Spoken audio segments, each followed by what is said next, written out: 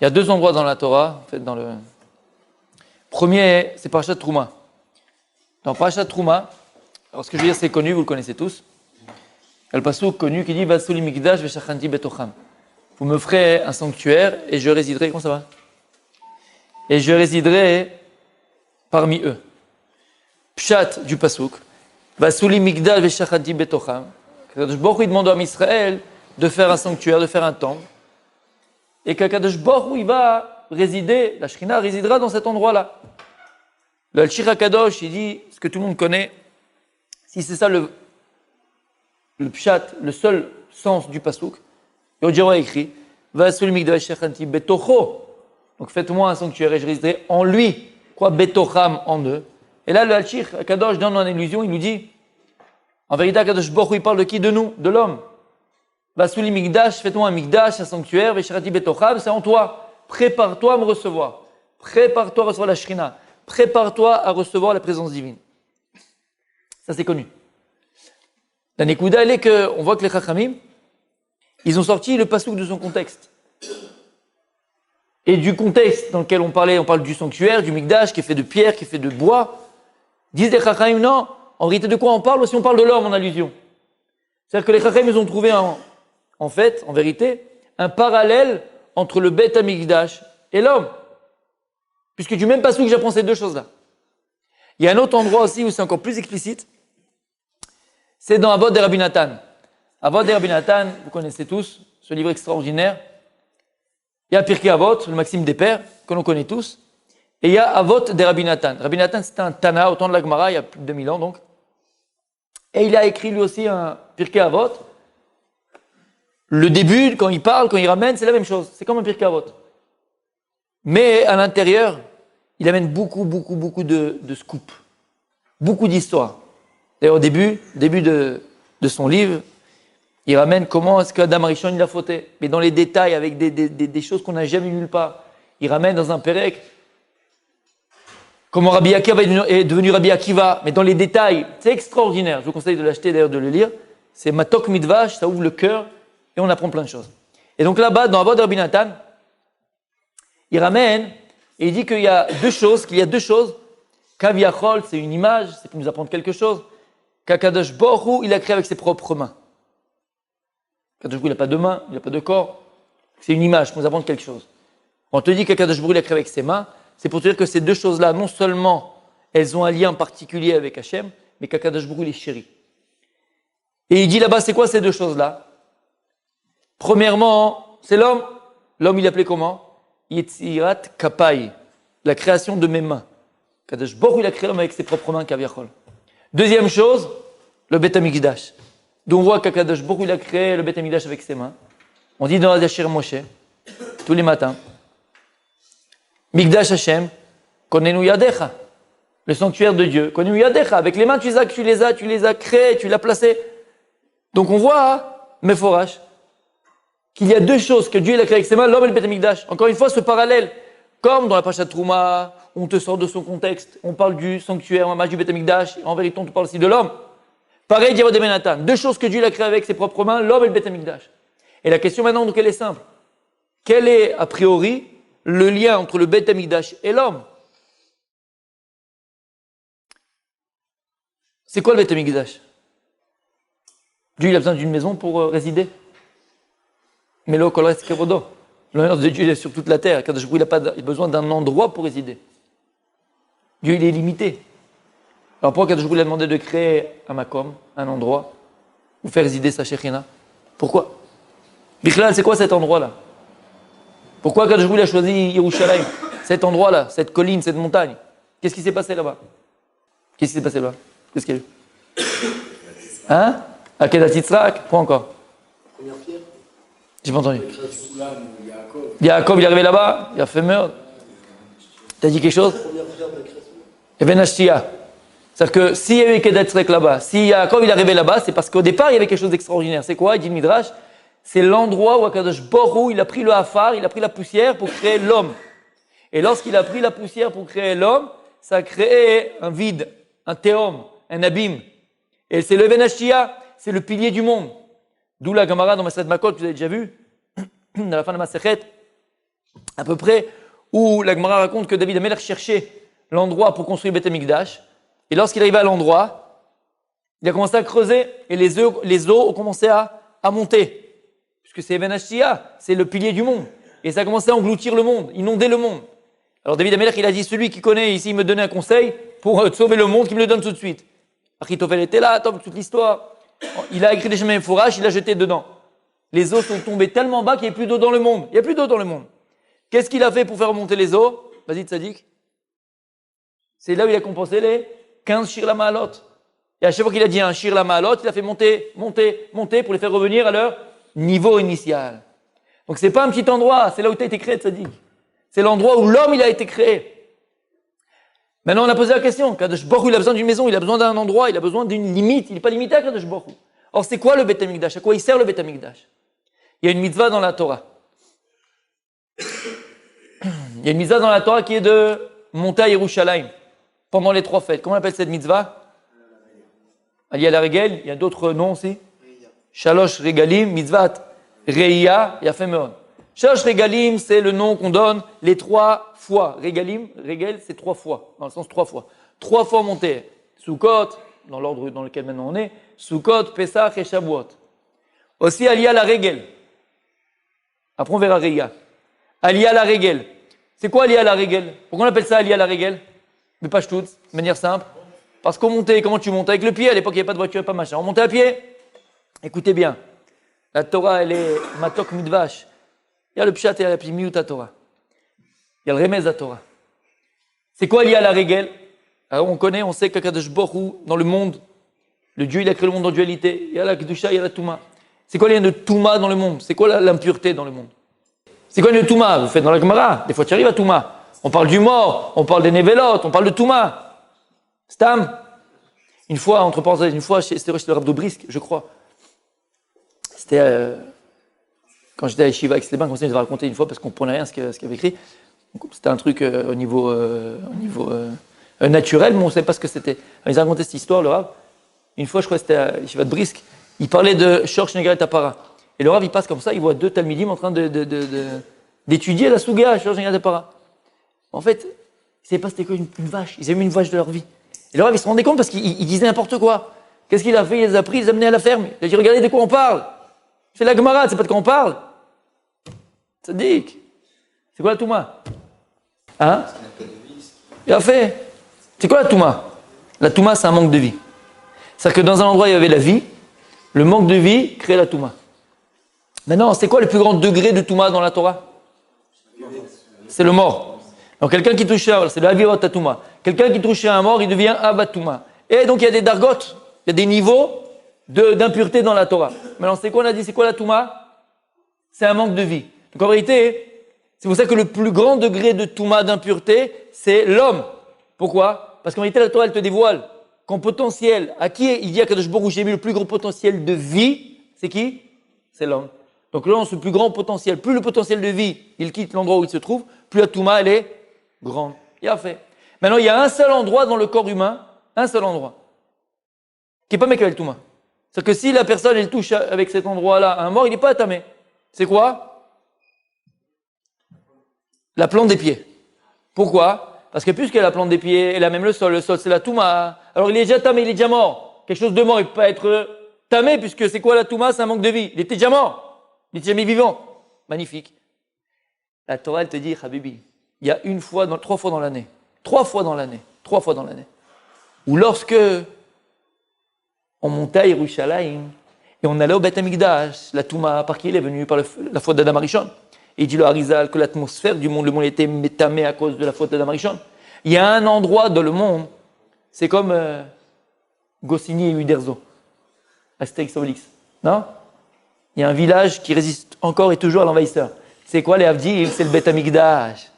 Il résiste toujours à l'envahisseur. Cet endroit, il est Kadosh, Kodesh, Kodashim, comme le Gan Eden. Et lorsqu'on allait et on montait à Yerushalayim, c'était à Aliyah la Regel. Pourquoi Aliyah la Regel?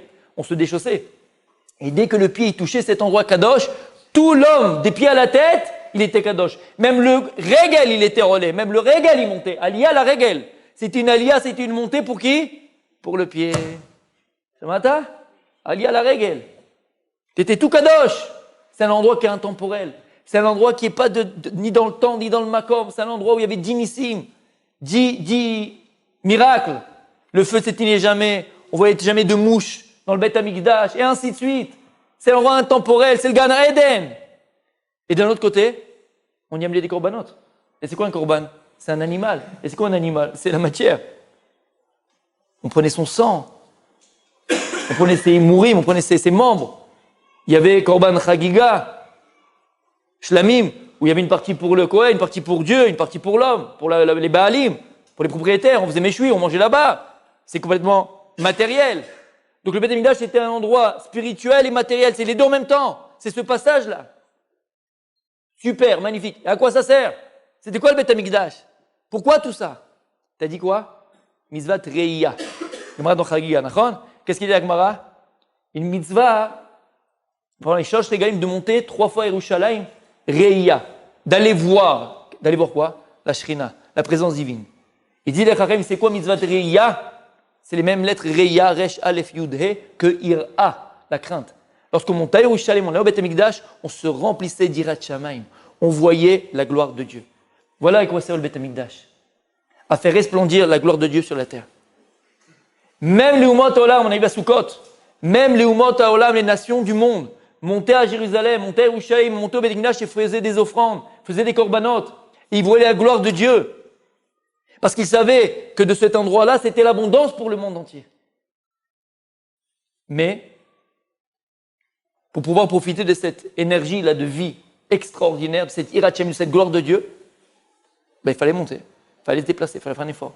Le Beth Amikdash, c'est un endroit qui est complètement immobile. Pour en profiter, il fallait y aller. Akadosh Baruch Hu, il va créer une créature qui va être au-dessus du Beth Amikdash. C'est qui? C'est l'homme. Vous savez, on est tous venus dans ce monde-là pour la même chose. Tous. Il y a un livre qui était sorti sur le Rav Chaikin. Rosh Yeshiva d'Aix-les-Bains. Vous l'avez lu? Vous l'avez acheté? Non? Alors je vous conseille d'y aller. Je crois qu'il est à Galia. Allez-y. Il faut être à côté de votre lit, tu le lis, tu le relis, tu le lis, tu le relis, tu le lis, tu le relis. C'est un livre de Moussard vivant. Vivant. Comment ils l'ont appelé ce livre-là? Pour la gloire d'Hachem. Il y a une chose qui nous associe tous. On est tous venus pour la même chose dans ce monde-là. C'est pourquoi? Pour glorifier le nom de Dieu sur terre. Maintenant, je suis d'accord avec toi. Comment on va le faire? Ça dépend de chacun. On n'est pas tous des robots, on n'est pas des clones. Toi, tu vas le faire parce que tu es un grand chirurgien à Paris et on sait que tu es un juif et tu es Mekadesh Shem Shamaim à travers ton travail. Toi, parce que tu as un grand rave et que tu fais des drachotes et tu fais des choses et tu fais par rapport à ton... Chacun fait ce qu'il doit être en fonction de sa mission. Mais finalement, on doit tous, et on est tous venus pour glorifier le Kadosh Baruch Hu. L'homme, il est au-dessus du Beth Amikdash. Le Beth Amikdash, il est complètement immobile. Il faut y aller pour en profiter. L'homme, là où il est, il peut glorifier et il doit glorifier le nom de Dieu. Tu es dans ton travail, tu dois et tu peux glorifier le Kadosh Baruch Hu. Tu es dans le bus, tu dois et tu peux glorifier le Kadosh Baruch Hu. Tu es dans la rue, tu vas à la Macolette, tu es chez toi à la maison, tu es au Beth Amidrash. L'homme, il a ce parallèle avec le Beth Amikdash. Il a ce côté spirituel qui est son âme, l'âme divine. Il a aussi ce côté matériel qui est son corps. Donc il a aussi cette association de ces deux entités qui sont a priori contraires, comme le Beth Amikdash. Mais l'homme et le Beth Amikdash, c'est ça qu'il dit à Rabbi Natan. Ils ont été créés avec les mains d'Akadosh Baruch Hu, où Dieu il est chéri. Pourquoi? Parce que c'est Kaviachol, le projecteur d'Hachem. Le Beth Amikdash, c'est un projecteur qui est statique, comme tu l'as dit. Mais l'homme, il est au-dessus du Beth Amikdash. Pourquoi? Parce qu'il peut projeter cette gloire de Dieu là où il se trouve. Ok? C'est clair? Il a fait, mais si on a compris ce principe-là, alors je vous pose la question. Comment est-ce que, en hébreu, on appelle l'homme? Comment? Adam. Lorsqu'Akadosh Baruch Hu il a créé le monde, dit les Chachamim, Ba'asara Mamrot Nivra Olam. Avec 10 paroles, le monde a été créé. Bon, c'est quoi des paroles? Des paroles, c'est des phrases. Des phrases, c'est des mots. Les mots, ce sont des lettres. Bon, c'est quoi les lettres de la Torah? Est-ce que les lettres de la Torah sont comparables aux lettres de l'alphabet des nations? Est-ce que le Aleph Bet Gimel Dalet He, C'est le ABCDE. Oui ou non? Est-ce qu'on peut comparer l'alphabet hébraïque et l'alphabet des nations? Il n'y a aucun rapport entre comment tu le prononces et comment tu l'écris. Simplement, puisque maintenant je sors un son, je vais donner une image à un son. Et donc on a décidé, comme ça arbitrairement, que le A, ça va être le A qu'on connaît. En réalité, j'aurais pu l'écrire comme le B, comme le C, comme le D. C'est arbitraire. Mais la Shon HaKodesh, les lettres de la Torah, elles sont objectives. Alors il faut l'expliquer. Pourquoi est-ce que les lettres de la Torah sont objectives? Pourquoi? Vous l'avez sûrement déjà vu. À chaque fois que les Chachamim essayent d'exprimer, vous parlez de Dieu, Hakadosh Baruch Hu, en lo guf, ven lo dmut haguf. Dieu, il n'a pas de corps, il n'a pas d'image de corps. Mais le Zohar lui-même, la Torah elle-même, parfois elle parle de Dieu, elle s'exprime de Dieu, elle donne des images de Dieu comme un corps. Mais Vadaï, et c'est certain qu'Hakadosh Baruch Hu, il n'a pas de corps. Simplement, pour que nous, êtres limités, puissions appréhender Dieu, comprendre Dieu ou savoir Dieu, alors on va Kaviachol diminuer Dieu à notre conscience. Et donc c'est pour ça qu'on va donner des images qui ne sont pas Dieu, mais pour qu'on puisse le comprendre. Donc à chaque fois qu'on parle de Dieu, que ce soit dans le Balatania, que ce soit dans le Zohar HaKadosh, dans tous les livres de Plimiut, à chaque fois on parle d'Hakadosh Baruch Hu, comment on métaer autant, comment on le décrit? Or Ensof Baruch Hu. Lumière infinie. Maintenant, ça veut dire quoi? Dieu c'est une lumière infinie. La lumière, quand on parle de lumière de Dieu, on parle de Ratzon Hashem, on parle de volonté de Dieu. Cette lumière de Dieu, c'est la volonté de Dieu. Maintenant, écoutez bien. Akadosh Baruch Hu, on ne sait pas pourquoi il a créé le monde. La seule chose que nous dévoilent les Chachamim et le Harizal, c'est parce qu'Akadosh Baruch Hu, il est kulotov, il est entièrement bon. C'est la source de toutes les bontés. Et Akadosh Baruch Hu va vouloir créer un être unique qui va être capable de recevoir au maximum, de manière optimale, cette bonté que Dieu veut l'octroyer. C'est qui? C'est l'homme. Rien que ça, tu fermes le cours, c'est fini. Et tu t'aimes toute la journée. Comme dirait Gilbert. On va s'aimer. Ouais. Ça suffit. Tu sais que Dieu il t'a créé pour te donner que le top. Alors qu'est-ce que tu te plains? Qu'est-ce que tu pleures? Qu'est-ce que tu veux? Bah, tout ce que Dieu il a créé, c'est que pour toi. Que pour te donner au maximum le top. Comme ça, il dit l'Arizal. Déjà, si on a compris ça, on a tout compris. Mais on ne s'arrête pas là. Alors écoutez bien. Akadosh Baruch Hu, Ouaya Ouveveillé. Akadosh Baruch Hu, cette lumière de Dieu, cette volonté de Dieu, elle est infinie. Et Dieu, Akadosh Baruch Hu, il dit dans la Torah, Velo yarini adam vachai, l'homme ne veut pas me voir et vivre. Pourquoi? L'homme, il est fait d'un corps. Le corps, c'est quoi? Le corps, c'est la matière. La matière, c'est le temps. Donc on a un début, on a une fin. Donc l'homme, il est limité. Donc c'est impossible à un être limité d'appréhender l'illimité. C'est impossible. Alors qu'est-ce qu'il fait Akadosh Baruch Hu? Puisque son ratson, il doit s'accomplir. Et c'est quoi son ratson? C'est qu'on reçoive ce tov et ce bon, cette lumière divine. Qu'est-ce qu'il fait Akadosh Baruch Hu? Et c'est tout, même ça c'est faux, mais un petit peu parler de Dieu, c'est toute sa grandeur, entre guillemets, c'est pas tout, mais c'est un petit peu, d'accord? C'est quoi? Akadosh Baruch Hu, on dit ça Bantunto chez Akadosh Baruch Hu, ça Anava d'Hachem. Il va, Kaviachol, rétracter sa lumière, rétracter sa volonté.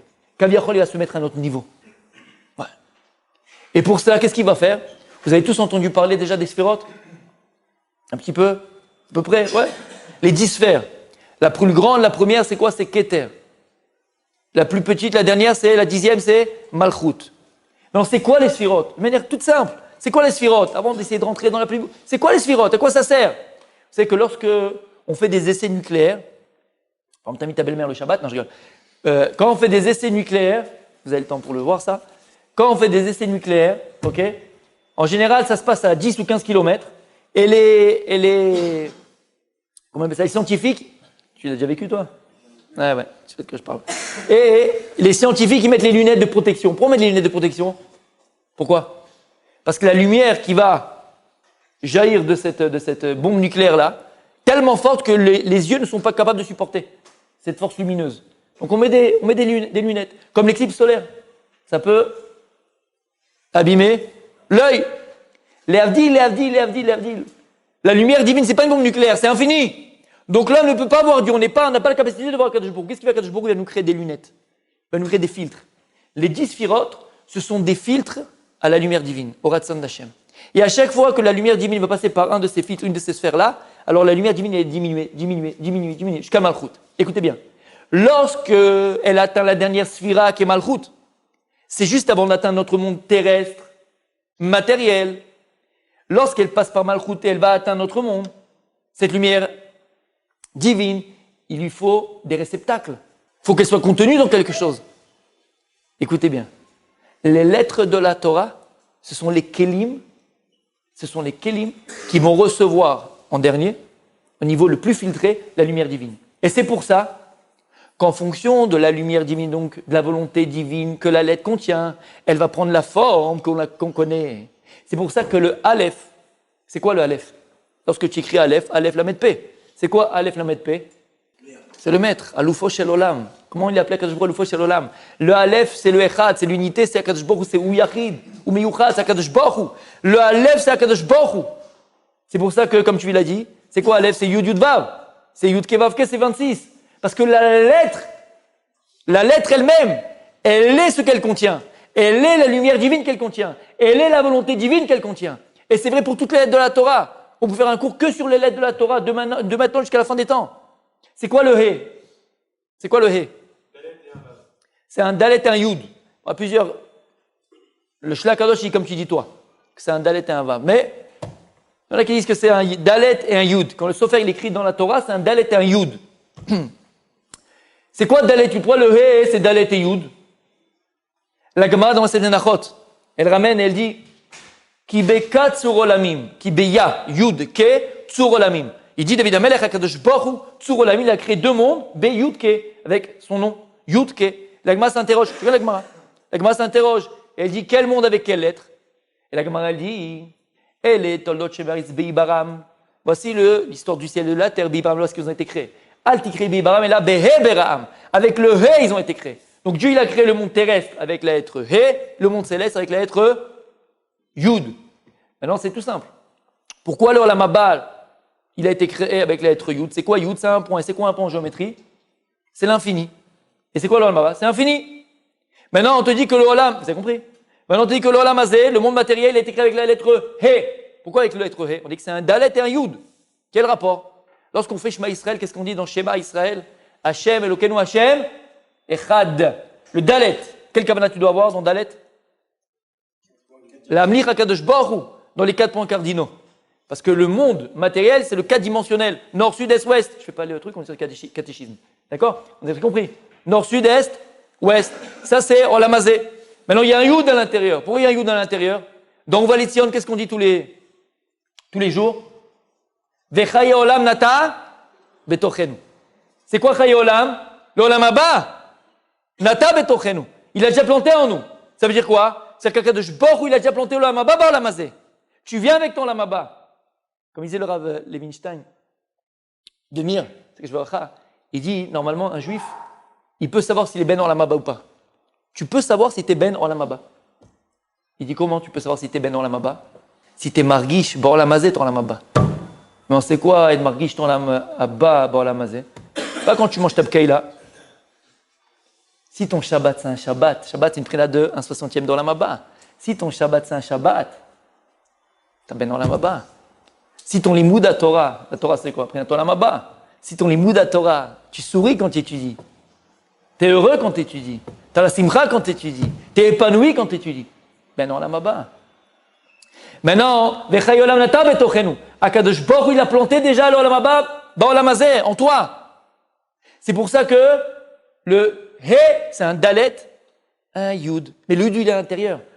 Comme un bébé dans le ventre de sa maman. Pourquoi? Il dit le Ramchal dans Messiat Yesharim. Ce monde ressemble à un prosdor. Ce monde, il ressemble à un couloir vers le traklin, vers le palais, vers l'Olam Haba. Tu es obligé de passer par ce monde-ci. Pourquoi? Le seul moyen de te créer le palais, le seul moyen d'avoir Olam Haba, c'est en passant par ce Olam Hazé. Donc, Kaviachol, c'est ce Olam Hazé qui va enfanter le Olam Haba. C'est que le He, c'est un Dalet et un Yud qui est à l'intérieur, comme un bébé dans le ventre de sa maman. C'est par tes mitzvot et ta Torah que tu vas enfanter Bezrat Hashem, ton Olam Haba. Et c'est pour ça maintenant qu'on peut comprendre une des Torahs de Rabbi Nachman de Breslev, dont écoutez Moharan, il dit Rabbi Nachman, il faisait quelque chose d'extraordinaire. Écoutez bien. Il dit lorsqu'Akadosh Baruch Hu, il a dit à Abraham, il ne peut pas avoir d'enfant. Sarai, elle ne peut pas avoir d'enfant. Abraham, il aura un enfant.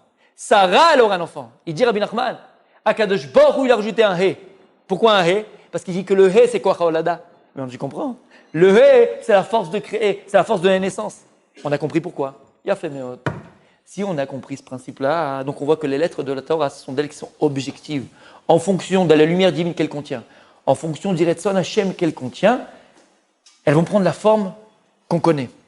Et donc maintenant on a compris que le seul moyen de savoir c'est quoi le Retzon Hashem, la volonté de Dieu, c'est quoi? C'est à travers la Torah, puisque la Torah c'est quoi? Ce sont des lettres. Les lettres forment des mots, les mots forment des phrases forment des chapitres, et les chapitres ont formé des histoires. Et à travers les lettres de la Torah, Kadosh Baruch Hu, il se dévoile à nous, puisqu'on ne peut pas voir la lumière divine et vivre. Alors qu'est-ce qu'il a fait Kadosh Baruch Hu? Il l'a habillé.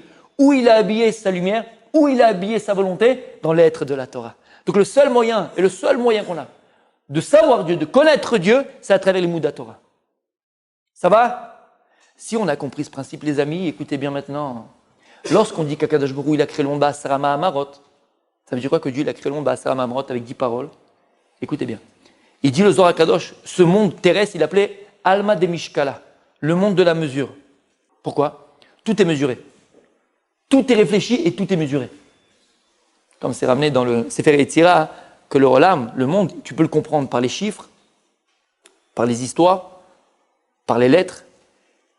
C'est important les chiffres. Au départ, il y avait des chiffres. Le Aleph, c'était 1. Après que c'était 1, c'est devenu une lettre. Donc tu peux retrouver Dieu aussi dans les chiffres. D'où la force et la beauté des gématriotes. C'est pas Stam, une vraie gématria, c'est magnifique. Tu retrouves Dieu, comme ça il se fait à Yetzira, dans les misparim. Akadosh Baruch Hu, donc, lorsqu'il a créé le monde, il a créé le monde Bemishkala, avec une mesure. C'est-à-dire quoi que le monde a été créé avec mesure? C'est pas de bouteille. Si vous avez une bouteille d'eau, par exemple, devant vous, derrière la bouteille, en général, il y a écrit quelque chose. Qu'est-ce qu'il y a écrit derrière la bouteille? CA2+, CLO 3-, un truc comme ça, ouais. Vous vous rappelez un petit peu? CA2+, il y a les compositions de l'eau. CA2+, c'est le calcium, il y a le magnésium, d'accord? Mg, je sais plus quoi. Non, c'est quoi CA2+, par exemple? C'est quoi CA2+? C'est une molécule, c'est un atome. Le 2+, c'est les électrons qui tournent autour de cet atome-là, d'accord? Si maintenant, j'enlève ou je rajoute un électron, qu'est-ce qui se passe? J'ai transformé la molécule, j'ai transformé l'atome. Ouais. Tu vois qu'au niveau physique, Akadosh Baruch Hu, à l'électron près, il t'a créé la chose. Mais quand tu dis, et tu vois au derrière de la bouteille toute cette composition, qu'est-ce que ça représente? En réalité, l'eau qui est à l'intérieur. Ça lui donne son goût, ça lui donne sa forme, ça lui donne tout ce que tu vois. D'accord? C'est exactement pas au niveau de la Briat Haolam. Il dit Chachamim, lorsqu'Akadosh Baruch Hu a créé le monde, comment il a créé le monde? Ba'asar Ma'amarot. Il a nommé les choses. Par exemple, pour créer la vache, il a dit para. En disant para, c'est quoi? C'est le P, le Resh, le He, avec les voyelles que ça compose. Ça a donné naissance à la vache avec sa couleur, sa forme, sa taille, son poids, son odeur, tout ce que tu vois. Et si Akadosh Baruch Hu, si on enlevait une voyelle ou on enlevait une lettre, Bechoulé, ça donnerait quelque chose complètement d'autre, complètement transformé. Donc en vérité, comme ça Dieu il a créé le monde. Les lettres de la Torah avec les voyelles, c'est le mishkal du monde. Donc les lettres de la Torah, elles sont objectives. Donc là, lorsqu'Akadosh Baruch Hu il a créé le monde, Bechorma Asita. Il y a une chorma derrière tout ça. Et le juif, il se doit d'acquérir cette chorma, de comprendre cette chorma. Doucement, doucement, on évolue, bien sûr, c'est pas des jours au lendemain que tu vas tout comprendre. Mais doucement, ou d'aspirer à comprendre cette chorma Hachem. Pour juste donner un exemple, d'accord? Un petit exemple de ça. Très tard. Pour juste donner un exemple de ce qu'on vient de dire maintenant. Que les lettres, en vérité, qui composent un mot, définissent le mot. Tu dois normalement retrouver dans les lettres qui composent le mot, ok? Et les voyelles, la division du mot. Je vais donner un exemple. Comment on dit le temps en hébreu? Zman. C'est quoi Zman? C'est le temps. Comment on écrit le temps? Zman, Zain, Mem, Nun Sofit. Ça va? C'est bon? C'est quoi le Zain? C'est 7. C'est quoi le Mem? C'est 40. C'est quoi le Nun? C'est 50. C'est quoi le 7? Le 7, c'est Shabbat. Yom HaShvi, c'est Shabbat. Et c'est quoi Shabbat? Akadosh Baruch Hu, il a créé le monde. Il a créé Ashlosh Barim Haolam Omed. À la Torah, à la Avoda, à l'Murasadim. Akadosh Baruch Hu, il dit, j'ai créé le monde sur 3 axiomes principaux. C'est quoi ces axiomes principaux? Ben Adam, la Makom. À la Avoda, c'est les tfilot, korbanot. Ben Adam, la Chavero, Gimilut Chasadim. Ben Adam, le Atzmo, c'est Torah. Mais c'est quoi les Zayin de Zman? C'est 7. C'est quoi 7? C'est Shabbat Kodesh. Et qu'est-ce qu'on fait le jour de Shabbat, l'on Mikadesh et ta Shabbat, qu'est-ce qu'on fait? Qu'est-ce qu'on fait? Qu'est-ce que tu fais? C'est une redoute. C'est un témoignage. De quoi tu témoignes le Shabbat quand tu fais Kiddush? De quoi tu... Akadosh Baruch Hu yesh boro la'olam. Akadosh Baruch Hu il a créé le monde. Ça c'est Ben Adam, la Makom. Pour t'apprendre une chose sadique. Écoutez bien ce que je veux dire maintenant. Pour créer une véritable relation entre toi et le Ribono Shel Olam, il faut du temps. Si tu vois un gars qui était Rastakwer avec sa planche à voile, Honolulu, tout d'un coup c'est devenu Rabbi Jacob, c'est vraiment Rabbi Jacob. Impossible. Impossible. Il faut du temps pour créer une véritable, bien sûr, une véritable relation avec Akadosh Baruch Hu, une relation amitié vraie avec Akadosh Baruch Hu, il faut du temps. Après, il y a le Noun. Je saute le même exprès. Il y a le Noun. C'est quoi le Noun? C'est 50. C'est quoi le 50 dans la Torah? C'est le Yovel. C'est quoi le Yovel? C'est que tous les terrains reviennent à leur propriétaire initial. Tous les esclaves juifs, ils sortent les Chofshi Chinam. Ça y est, ils sont Chofshi. Libérés. Ça, c'est Ben Adam, la Chavero. Pour créer une véritable relation avec autrui. Et la première, c'est ta femme. La première, c'est ton époux. Il faut aussi du temps. L'amour, ça se construit. L'amitié, ça se construit. Il faut du temps. Et le dernier, c'est le même. C'est quoi le même? C'est 40. Où va 40 dans la Torah? Moi, je suis revenu monter 40 jours et 40 nuits dans le Sinaï, 40 ans dans le désert. Gemara dans Masechet Nida, que le bébé dans le ventre de le fœtus, dans le ventre de la maman, à partir de 40 jours, il est appelé Bar Kaima. Ça, il est appelé vivant. Ça, c'est Ben Adam, Lehatzmo. Ben toi aussi, Habibi, pour te construire, il faut prendre le temps. Parce que si tu vois un type qui va venir à Yeshiva, tout d'un coup, c'est devenu fais-le vite descendre. Vite descendre. C'est très dangereux pour lui. Il faut du temps pour te construire. Et il faut prendre le temps de se construire. Où tu vois ça? Dans le Zman. Zman qui veut dire le temps, tu vois ces trois actions principaux de la construction d'une personne. Et d'où après, tu as après la Azmana. C'est quoi une Azmana? Azmana, c'est une invitation. Maintenant, Azmana, c'est les mêmes racines, la racine, c'est la même. C'est quoi? C'est Zman. Pourquoi est-ce que Azmana, c'est aussi Zman? Pourquoi une invitation, c'est le temps? Pourquoi tu envoies une invitation? Quand tu vas te marier, tu envoies une invitation de mariage. Pourquoi faire? Appelle le jour même, tu dis au gars, à 14h, je me marie. Non, 2 mois à l'avance, 1 mois à l'avance, tu envoies une carte. Pourquoi faire? Pourquoi on envoie des cartes d'invitation? Pour que les personnes se préparent au mariage. Et c'est ça le Zman. Akadosh Baruch Hu, il a créé le temps, c'est le plus beau cadeau que Dieu a donné à l'homme. Le temps, c'est une invitation à se préparer. C'est une invitation à être et à devenir. Akadosh Baruch Hu, il te donne du temps pour te préparer. Prépare-toi. Tu vas être bar mitzvah. Prépare-toi. Tu vas te marier, Bezrat Hashem. Prépare-toi. Je te donne du temps. Tu vas être papa. Je te donne le temps de te préparer. Akadosh Baruch Hu, il a créé le Zman pour qu'on se prépare. Elul. Zman d'Elul. Pourquoi on s'est préparé? On s'est préparé pour Rosh Hashanah. Après, il laisse 10 jours jusqu'à Kippour. Pourquoi du Zman? Pour se préparer. Akadosh Baruch Hu, à chaque fois, il nous donne le Zman. C'est quoi le Zman? C'est une Azmana. Hachem, il nous invite à nous préparer à chaque fois pour pouvoir vivre ce que l'on va vivre de manière intense et vraie. Yafé Meod. Donc, qu'est-ce qu'on voit de tout ça? Que l'être et soit objective. Donc, je reviens à ma question initiale. Comment est-ce qu'on appelle l'homme en hébreu? Adam. Donc, on comprend bien que si Akadosh Baruch Hu, il a appelé Adam, Adam, Aleph, Dalet, même, c'est pas pour rien. C'est que le mot définit ce que Dieu veut définir de ça. C'est quoi Adam? C'est Aleph, Dam. Il dit le Baal Shem Tov. C'est quoi Aleph, Dam? Aleph, c'est le Nefesh Eloki. Dam, c'est Nefesh Behemi. Le Aleph, c'est la Neshama qui est en moi, c'est l'âme divine qui est en moi. Et le Dam et le sang, c'est quoi? Même les animaux ont du sang. C'est quoi? C'est l'âme animale. Mais l'homme, c'est pas une Neshama. T'es pas un curé qui mange pas, qui profite pas. T'es pas un ange, t'es pas un malach, t'es pas une âme. Et d'un autre côté, t'es pas un animal, t'es pas une BMA, t'es pas d'âme. Qu'est-ce que tu es? Adam. T'es l'association de la Neshama et du corps. Akadosh Baruch Hu, ce qu'il attend de nous, c'est d'associer le corps à la Neshama. Yot Adam. Un juif, c'est quelqu'un qui sait associer le corps et l'âme. Yafé Meod. Alors on sait tous, on a entendu tous. Rosh Hashanah, la nouvelle année, Yom Kippour, c'est un nouveau départ, c'est nouvel. Où il est le start-up, comment on dit le starter? Starting block, ouais. Il est où le starting block? Où ça commence? Où je dois me mettre? Où c'est? Parce que si le gars, il a 300 mètres de retard, t'arriveras pas à prendre le premier. Mais si tu as déjà de l'avance, t'es disqualifié. Alors où je dois me mettre? Écoutez bien. Lorsqu'Akadosh Baruch Hu, il a voulu définir l'être, le moi, le je suis, comment il l'a appelé, comment il l'a nommé? Ani, en français, c'est je suis. D'ailleurs, c'est intéressant de voir qu'en hébreu, c'est un seul mot, et en français, c'est 2 mots. Parce qu'en français, tu peux être je, tu peux être suis. Nous, les Français, on a créé une nouvelle couleur, c'est le gris, entre les 2 chaises. T'es je, t'es suis, ça dépend les périodes, ça dépend aussi les saisons, ça dépend les endroits. Tu prends plusieurs formes, le caméléon, quoi. D'accord?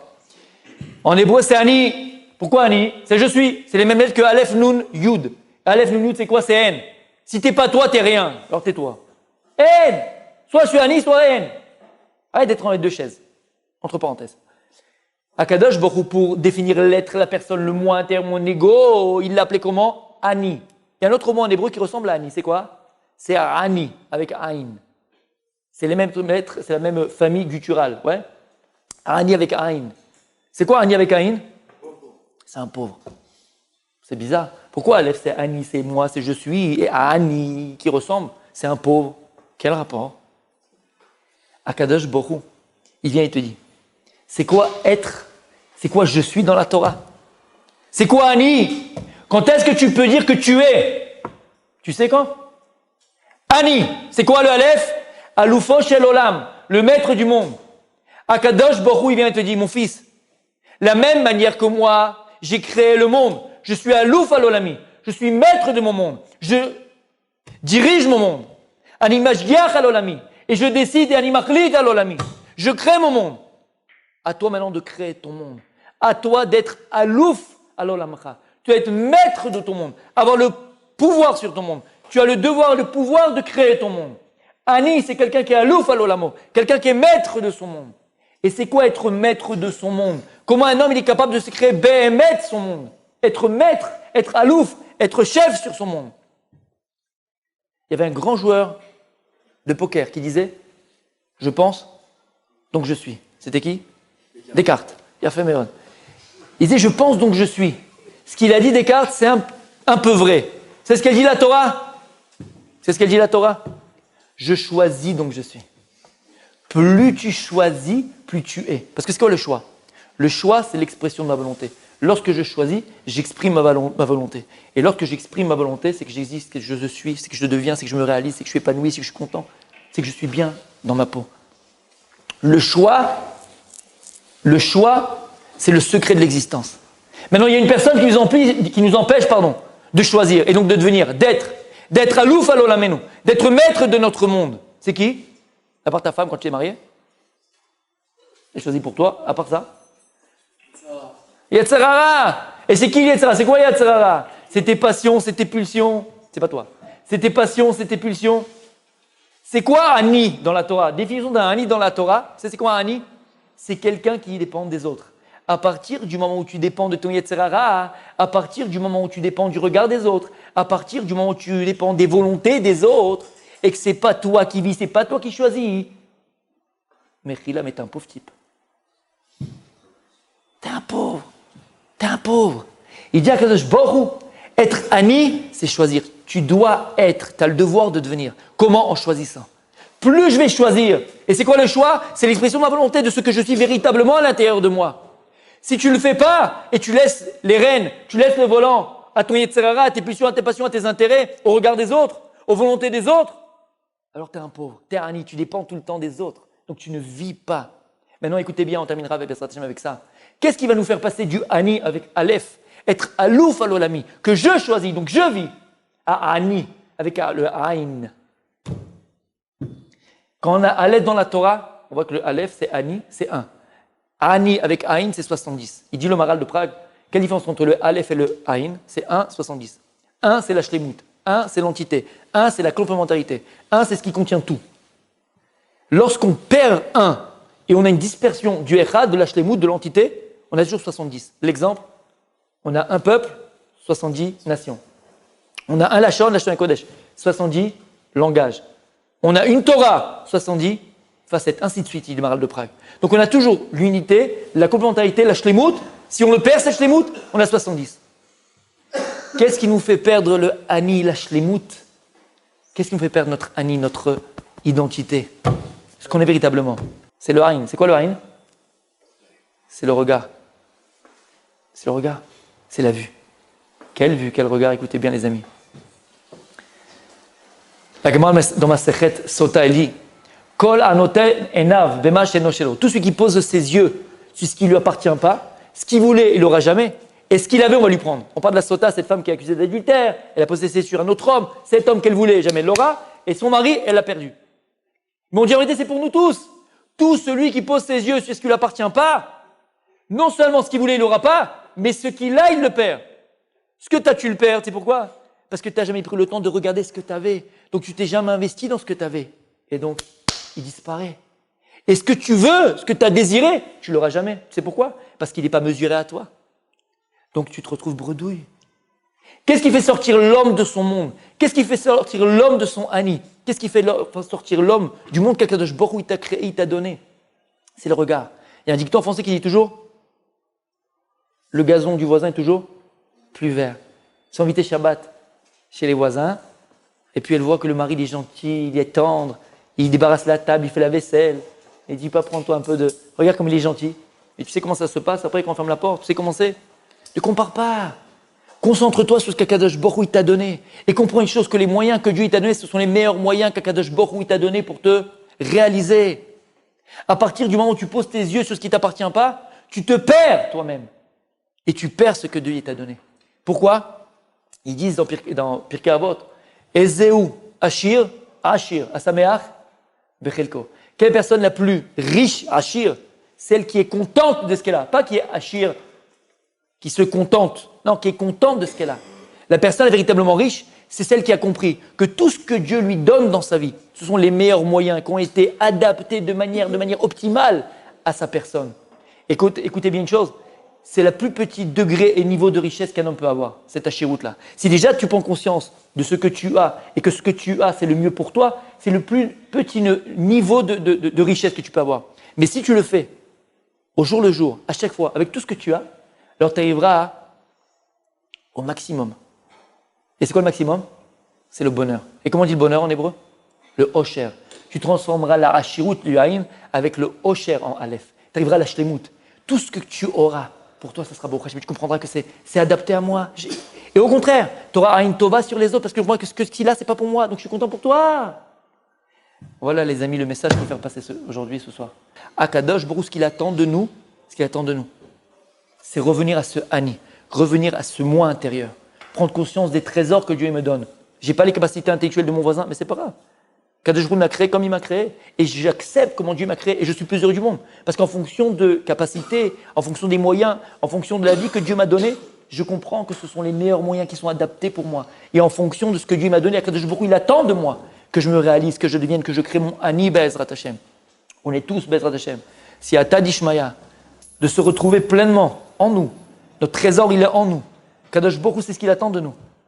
Le seul moyen qu'on a de connaître Dieu, de savoir Dieu, de s'approcher de Dieu, Be'emet, ça passe d'abord par le limoud personnel. Apprendre à savoir qui on est véritablement en nous. Si on apprend à connaître Dieu à travers nous, on pourra Be'emet savoir ce qu'Akadosh Baruch Hu attend de nous.